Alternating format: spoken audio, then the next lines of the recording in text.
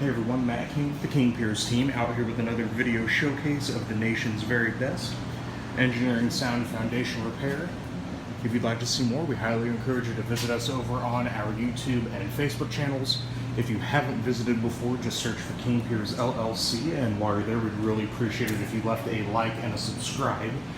We are out here in Raytown, Missouri. I have just finished with the epoxy injection of these 3 foundation wall cracks. This is necessary to be done before we start the installation of our 4 H-beam wall braces. Once those braces are up, it is very difficult to seal any kind of cracks behind those, so we need to make sure that that's done beforehand. As you already saw from our previous video late last week, we have sealed with NP150 polyurethane around the perimeter of this front wall. We've also taken care of the floor crack here, and then another little floor crack back on this side. Again, the perimeter sealed there as well. So everything should be watertight now inside this basement, so everything went great with the injection. Just to give another brief overview, and we do have more detailed videos on our YouTube and Facebook channels, but essentially there is 3 main steps to an epoxy injection job. That first step, we are going to drill every couple of inches down the length of the crack, about maybe half an inch inward.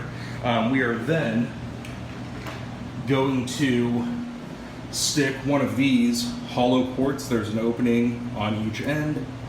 We're going to embed this larger end into the wall. So the only thing sticking out is the smaller, strong part of the port.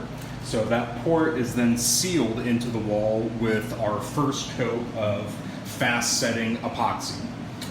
We were here on Friday to take care of that portion of the project.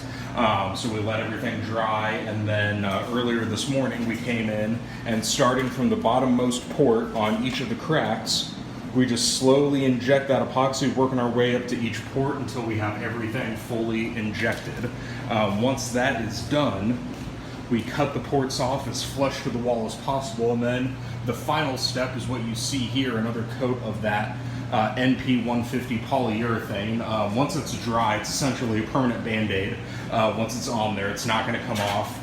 The only caveat to using either of these 2 types of materials, the polyurethane or the epoxy, if there's any hint of moisture, the material is not going to spread. It's just going to goop up, and you're just going to make a mess. So it needs to be completely dry to be able to do this kind of work. So luckily we got lucky with the forecast. The rain was out of the area Thursday last week, so Friday we had no issues getting the ports set, and again today no issues doing the injection, getting the ports cut off, and then the polyurethane here. So stay tuned for more updates. We'll be back here in Raytown once our wall braces are ready, and we'll get those installed along this front wall, and then we have a couple other miscellaneous items we're going to take care of on the outside with some excavation, sealing the foundation wall there.